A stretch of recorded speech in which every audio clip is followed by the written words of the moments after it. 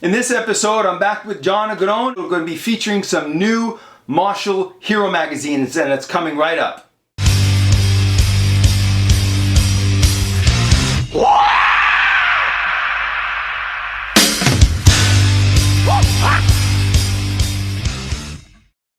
Hey guys, Charles Damiano back from the Bruce Lee collection for another exciting episode. I'm back here again with my good friend John Negron out of North Carolina, and I visited his house today, and we're in one of his Bruce Lee rooms, and my goal was to try to have John pick out some of his rarest, most vintage magazines, and now we're going to feature a couple of these new martial hero magazines, which he has quite a few cover issues that I've never seen, so I'm going to thumb through these with him in a second. But before I do that, I want to kind of ask John a couple more questions about your background. I know you started in the other episode giving us your background. You started in 1966, then Big Boss hit the screen and you went crazy over Bruce and that, and then Chinese Connection, and so, you know, a lot of people are so fascinated with Bruce, right? I mean, it's like you just don't watch one of his movies and go, okay, it was like just another actor. I mean, people just become almost obsessed with the guy. Like, what do you think was it about him that jumped out for you? I mean, that really made it almost like an obsession where you had to buy everything up on Bruce Lee. And what did you find so fascinating about the guy? Like, well, he was very different in his approach with movies, and I think he knew what we were looking for at that time. When you watched your average kung fu movie, it was always, oh, you bastard, and they just run at each other, start fighting for 2 hours, whatever. When Bruce did it, he had the smirks, that look, you know, he had the sounds. Of course, those sounds was like nothing you ever heard before. You know, oh! You know what I mean? He was just like, so all of that stuff combined, it made that personality, that aura of him just come off the screen. And you just kind of drew to the guy, you know? And at the time, you know, when you think about it, in the 70s, we didn't have a whole lot of heroes. You know, when Bruce finally came out, I mean, here's this guy, small guy with a lean physique that, you know, he always liked to show it off. You know, he'd do that lat spread and just spread out, and you're like, wow, look at that, you know, and it's like the muscles appeared when they weren't there. You know? So, you know, that drew you to him, you know, because we all remember Steve Reeves and all the muscle magazines. Steve Reeves was great. Kids. That was one of my heroes, you know, back in the late 60s, right? Because we had no heroes back then except for the comic book heroes, right? But then Steve Reeves came along, and I was blown away when I saw his physique on screen, and Hercules and Hercules Unchained, and I love those. But then Bruce almost replaced him, right? Bruce came along, and he was good looking, he was muscular, he was fast, he had the charisma, the speed. And you know, speaking of speed, you know, that's another myth that was out there a long time. You know, oh, they speed up the camera, they speed up the camera. And in actuality, when they actually talked about speeding up the camera, they meant they slowed it down. You know, and a lot of people didn't understand that. And I used to have to tell people, no, they actually slowed it down because the guy was so fast. You see that in the Green Hornet. Right. You see a big blur, and there goes the guy flying by. Exactly. Yeah. Because otherwise you couldn't see the moves he was doing, right? Exactly. And I wish they would take those prints and redo them and release them for us fans, and actually lighten them so we could see what he was doing, right? Yeah, because it's just a blur when you see him, especially back then. I probably have 30, 50 editions of the Green Hornet series from all over the world that I still... There was one Blu-ray edition that came out that somebody put together, which is really nice and clear. Right. But other than that, all the rest of them are, you know, the grainy, dark, and... Yeah. Now, how did he also inspire you? Did you study martial arts? Did you get into bodybuilding? Did you get into weight training? And was it all because of Bruce, that the inspiration? Did you draw that inspiration from him? I did. Like, what'd you do? When I started out in Brooklyn, New York, as I was telling you in the early age, you know, once I started there, I kind of got with the wrong crowds, and I was the opposite of being getting bullied. I would actually hang out with the guys that were doing the bullying. You know, and I was the tough guy. Oh, God. You know, and not because I was the little guy. And the little guy always has to prove his point. That's like, if you wanted to take somebody out, you pick the biggest guy. And that's who you go for. You know, and the rest of them were, whoa. You know? So, I mean, I messed with this guy. So, yeah, I was always the tough little guy, you know, so nobody messed with me. And then when I saw Bruce, my whole ideology, my mindset changed. I got away from hanging out with the bad crowd. I got into martial arts. My first martial arts was Taekwondo. Same like me, man. Yeah. Who'd you study with? Do you remember? Oh, no, I don't remember now. I studied with an instructor back in 70 called not June Ray. His name was, oh man, now it's skipping my mind. Sorry. That was the first one I did. Same here, you know, and I played around with a little boxing, a little judo, a little karate. Judo, I think I lasted a couple of weeks, and I got tired of this little girl throwing me around. I mean, I was a little guy, but man, I couldn't take it in my back. She was throwing me around like a rag doll. Wow. And I said, no, I got to get away from judo. Judo's not my How come you didn't do Wing Chun? No, never got. No, well, there was never no schools. Yeah, it was hard to find them. Stuff like that. I found one on 3 Great Jones Street. Now there was one in Chinatown. And in Chinatown there was one as well. And I studied with a guy who just came from Hong Kong at the time, and he studied with Yip Man, and he remembered Wang Chong Long, and his name was Duncan Leong, and he was amazing. And he came maybe in 74, 75 to the United States, and I was fortunate to spend a number of years studying under him, and it was traditional Wing Chun. So I that's have the a style I flyer studied. from that Wing Chun school, that only Wing Chun school, and it has actually Master Yip Man. Oh yeah. I still have that flyer from back then.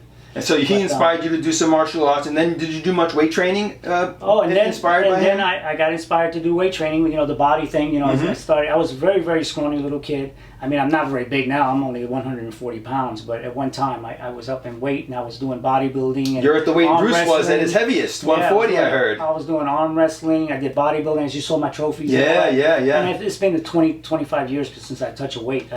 Because of my bad shoulders. But at that time, I got real heavily involved in that, and I got away from all the fighting and the violence part of it. Yeah. And then we moved away from from New York to New Jersey, and I got completely away from that. It was all about my body. I went into the Marine Corps because again they were the fit ones, the Marines, and I continued my passion in the Marine Corps, and I stayed there 23 years. And did you always find that even though you switched around, your life changed, you went to the Marines, wasn't Bruce always in the back of your mind? Always.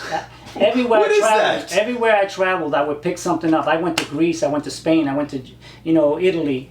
Everywhere I went, I would look. First thing when I got let loose, I would go look for a magazine or something. Same here, man. And I still have those magazines. Even if I found one thing, I was happy. I was happy, and I treasured that and brought it all the way back. Yeah. So yeah. I don't think there's a day that went by in 47 years where I haven't thought about Bruce, or looked at a piece of my memorabilia, or got inspired him or watched a movie. It was like he always stays with you. Well, now it brings up such great excitement and memories of when you were a kid, and it makes you feel great. It takes you back, and that's what especially collecting in all this does. crazy world we're living in right now. But it takes you back. But in the later years, my later years now, what I've learned to appreciate about Bruce wasn't really what he did on screen, was what this guy accomplished in 32 years. Unbelievable. When you look at the timeline, when he actually came to the United States, and as he went along, and what he accomplished in that short period of time, like his son Brandon, it's just unbelievable. Yeah, that's the most impressive thing, I think, is that how do you accomplish all that he's accomplished in just 30? And he wrote it on paper what he was going to do. What he was going to do. That's inspirational in itself, right? Think of it. He was on a mission. Right? 18, 20 childhood films from when he was born to when he was 18. Then he comes to the States. He lands the Green Hornet. He lands Longstreet. He lands Marlowe. Ironside. Here Come the Brides. Here Comes the Brides. And then he develops in that process his own style of martial art. Think of it. And he was smart because he mingles with all the top actors. To get his foot in that door, starting Salafant, And then he breaks through Hollywood when no one was hiring Asian actors at the time. All this within 20 to 30. Yeah. He just didn't develop martial art. He became proficient at it, and like the best you could ever see. I mean, for a guy his size to come out in front of an audience and tell people that have been studying martial arts and creating martial arts all their lives, and these guys are in their elders. Yeah. And I'm telling you that what you're doing doesn't work. Doesn't work. They're looking at this guy like, who is this little Chinese guy? It was revolutionary what he was doing at the time. And that's why he was bold enough to put it out there and go on national TVs. Demonstrations and say, look, this is what I can do. Yeah. Come over here and hit me. And before you knew it, he popped you. And he wasn't frightened to say his mind and give people what he thought. I mean, he even did that at Madison Square Garden. And some of those demonstrations are the best demonstrations that were ever out on Bruce. And, absolutely. And he didn't make a lot of friends, but people remember those demonstrations, man, from the... what's funny? When you say he didn't make a lot of friends, when you look at the premise of his movies, where it was always the Chinese trying to get, what was due to them, and the Japanese were the bad guys. Yeah. And when you look at all this memorabilia I have, what is the top memorabilia you have? Japan. Japan loves Bruce. They put out top quality stuff. And it's ironic, right? Because he was always against them in the movies, and meanwhile they respected him so much, and they put out the best memorabilia ever, and the top quality, like you said. They go all out. They do artwork. They do everything. I mean, they go all out. I mean, when you look at some of these magazines that we have from Hong Kong and China, you look at the quality. The quality's poor. I know. It's really poor. The pictures inside are poor. The best thing we got them because of covers.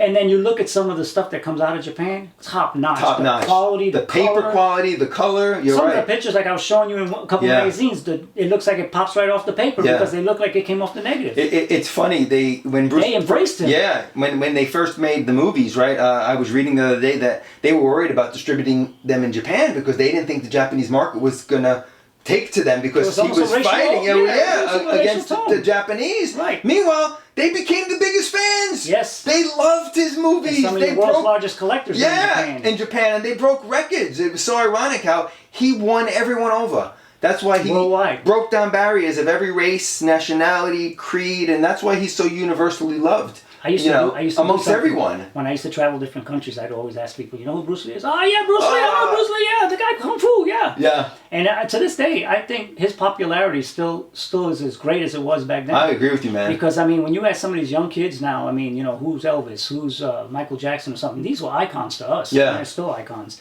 A lot of them don't know who they are, don't recognize them. Yo, Marilyn Monroe, James Dean, they're like, oh, who? But you say, even like Steve McQueen and even James Coburn, who Bruce looked up to. Not there. You wouldn't. They don't know these kids, but you ask people who Bruce Lee is. Oh, I know Bruce Lee. Simply because of the fact of one movie, Enter the Dragon. Yeah. Enter the Dragon has probably been seen by everyone. Yeah, that's everyone's favorite. You know, not amongst the really hardcore collectors, but amongst the general population. Enter the Dragon is the one that stands out the most. To me, that sealed his worldwide phenomenon popularity. Yeah, absolutely. Enter the Dragon. Wow. Yep. Well, I appreciate you sharing that. Let's get to some of these magazines because I'm sure that fans are curious to see some of these. So, what can you tell us about this one? What happened was when I first started shopping Chinatown as a young kid, what I used to do is I used to grab these guys and grab two of them. And I would cut one up and I would keep one. Well, sometimes I got home and there was pictures on the opposite page. Yeah. So I would cut both of them up. Of course, you go back the following week, they're gone. They're gone. They were like a weekly thing, and there was a stack of them, and Charles was searching for them, Richard was searching for them, Hector was searching. So we were all searching for them. So when you went back, you didn't find this issue no more. No. So what happened over the years, when I wound up losing them,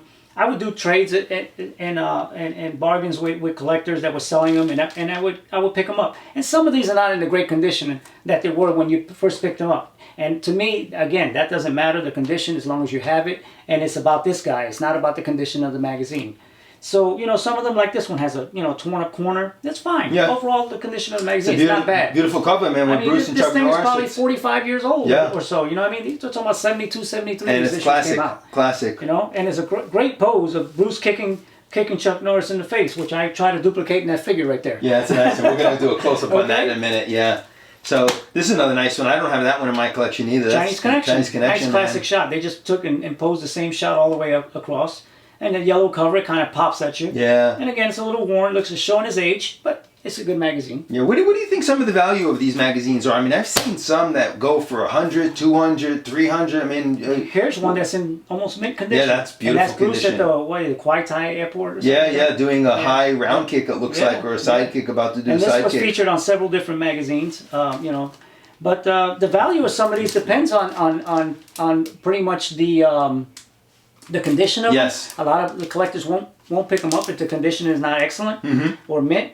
So they can range anywhere from a bad condition to $50-$60 to they go a couple $100 for the good condition ones, right? The near mint or excellent. Easy. Yeah. I've seen some go on eBay $300-$400 depending on what the issue is and how bad people want them. Yeah. And Bruce Lee collecting is all about how bad somebody wants something. If you look at the littlest things on eBay sometimes, you know, it may not mean nothing to him, but to me, I might want it, and before you know it, there's a bidding war, and you're paying $300-$400 for something. Because you really want it. That's really what old collecting is all about, right? It's how much the buyer is willing to pay for it. Really determines the value of the magazine. So how much you really want these really determines its value. So that's another nice casual shot of Bruce and New Marshall here. Now the difference between these and the Golden Movie News, which we talked about, they were a lot larger. This one is the predecessor or the competitor to New Marshall. Right. This one was called Marshall Magazine. Oh, right, right. They had a whole series also of covers of Bruce.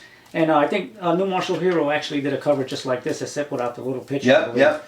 But this is one of the recent ones I just got, and I think I paid $50 for this issue. Look at that. It wasn't in great condition. Yep. But I think it's in okay condition, and it shows who I'm after, Bruce. This is a really rare one, New Marshall Hero. That one is a very rare cover of Bruce throwing a nice sidekick in the brown outfit there. And I believe Unicorn Chan is in the actual shot. They just took Bruce out of it. Oh, I see. And they used him on the cover. Yep. Yeah. Well, he's the one that sells everything, not Unicorn Chan. So that's a great one. I love that one. And then you got this one, another beauty from Enter the Dragon. Yep. And I love this issue because, and this one I got out of Hong Kong. A collector named Wilson Ho, who sells a lot of Chinese magazines. Very expensive. They range anywhere from 180 to 300 flat. Wow. He's not bargaining with the price. No. And this one I believe cost me about $180. Wow, man. And I liked it because it shows that classic scene of him behind that brick wall, by that brick wall when he did all those promo shots. Yeah. And he did a whole bunch of them. You know, I always wondered if there's any footage of that because you see so many. I've seen him fighting Bolo. I've seen him fighting Jim Kelly. And they're all in order, extras. right? So somebody must have been clicking away, Yep. or maybe somebody was filming it. You wonder, because there was a lot of cameramen on the set at the time. Yep. And sometimes I wonder who has all that footage, because there's some great photos behind this wall, and usually you just see stills on them. Yep. That's a good issue. Great issue. Oh, and look, And there's that shot. There's the shot again. Yeah. And there's Unicorn Chan, I believe. Yep. And this time And he's see, this time they didn't cut Bruce out. right. They just show the full picture of him on that new martial area. That's another rare one, man. I know. These are like early 70s, would you say? Yeah. Oh, Yeah, absolutely. right? Yeah. Yep. And you see Bruce is wearing, looks like a pair of boots Mm-hmm. and a purple shirt and got his shades on, so it's off camera. And if I would have guessed, he's got the haircut like he had in The Big Boss. Yeah. See his haircut? Yeah, so it's probably around that time, yeah.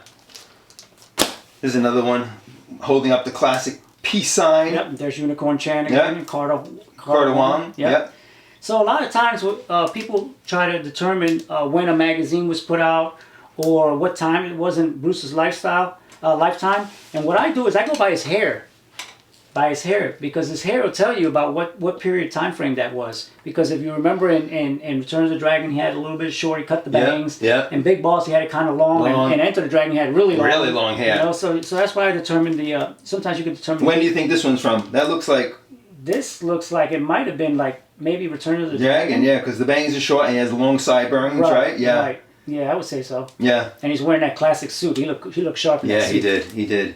This is a really rare issue. Yeah, that's a nice one too. That's a nice new martial hero. Look at that. Looks like he's trying to tell somebody what's going on there. Yeah. He's instructing somebody. He's like punching into his hand or something. Yep. That's a really nice shot too. Yep, and this is a nice one too, of Bruce hitting the focus mitt. I think yeah. I have that one. Yeah, that's a great. That's a rare one. That's too. another rare one as well. Yeah. And you picked a lot of these up either through trade, Right. bartering with other collectors, or you're in Chinatown, right? Oh, yeah, because a lot of my original ones don't exist anymore. Yeah. They exist, but they're in scrapbooks where I cut them up. Yeah. So you reconnected with people later on, and you wanted to pick them up again. Absolutely. That's another rare shot, man. I love that. That one looks like they cut him out again from the actual picture. Yeah. And I like the blue, the way it pops with the red lettering. Yeah, because this is like This a guy's photo medallion from on. when he was with Unicorn Chan, right on Right. the movie that Unicorn was And if you making. remember, they did a nice poster of this. Yeah. There's a nice poster of this, a relaxed shot of him. Yeah, that's a great issue. Now I think these next ones are pre-death, and I'm a big fan of pre-death because That's then a you rare can one find there. things of Bruce, prior to him passing away. Absolutely. First of all, the value goes way up, and they're much rarer because not as many came out back then. Look at that one with Yip Man. This That's one a inspired rare me to issue. spend the money to buy this one because of the fact that he was with his teacher, and there's not a whole lot of shots with them together, and this is one of the few shots I've seen with them on a cover. So Yeah. I definitely went after this one. This is one of my favorites. Yeah, very rare shot, This man. is a favorite. That was a good find for you. And this is one of my favorite cover issues. Is it? Yes, I love this one. And it's very rare and it's very hard to find. And I know Josh Gomez, this one's for you, man. I know when I was over your house and we did the episode at your place, you had this one framed. So I know one of your favorites. Here it goes. John Negron has it in his collection as well. Well, this next one I had originally. Yeah, hold both of those up. Back when I used to Those are talk two of with my Josh favorites. Gomez, Yep. and he saw this, he was always after this one, and then he finally picked it up. Yeah, he got both of them now. Yeah. Those are two of my favorites. This is one that everybody always sees and they want. Well, it's a beautiful classic shot. man. Again, it's the same cover like that other one. Yep. He has the medallion on, the blue jeans, and then they made the poster. But the look on his face, it's classic. And then this one, of And course, these are both pre-death. This has got to be Return of the Dragon if you look at the haircut. Yeah, And then you remember him in the gi. yeah. So that must be a Return of the Return of Dragon. Dragon, yeah, I Right. think you're right. Yep. Yep. Wow. Two great issues, cover issues. And these are two other pre-death, I believe, and those are great. Why don't you hold both of those up? Two Chuck Norris covers. Really odd how they did this one. They put the advertisement for the watches on it. Yeah, And I've seen this one go as high as $300-400. yeah, that's a great one. It's I guess Bruce and Chuck are choreographing the fight scene. And then over here, it looks like, again, they're still choreographing the fight scene. It's taken around the same time. They're both wearing the same Yeah, Chuck's thing. elbowing him in the stomach on that one. Yeah. Yeah, that's another beauty. Pretty good sized knuckles on Chuck there. Look at him all bruised up. Yeah. Yeah, those are great ones. I love these. Yeah, so 2 other good issues. So these are, I know John has a lot more of these new Martial Hero, but I wanted to kind of pick out some of the best cover issues for you guys to see. So these were some of my favorites. I hope you guys enjoyed this episode. We're going to continue with the series with John Negron because, like I said, there's just so much great memorabilia that he can share with you guys. And in this next episode, we're going to be featuring some of his rare Chinese magazines outside of New Martial Hero and Golden Movie News that came out on the newsstands back in the early 70s that I think you guys are really going to enjoy. So John, once again, man, thank you on this one, man. Thank you for giving us again a little history lesson here and a trip down memory lane back in New York City, Chinatown back in the day. So guys, thank you for joining us again. Charles Damiano signing out from the Bruce Lee Collection saying have fun collecting and thank you guys for watching.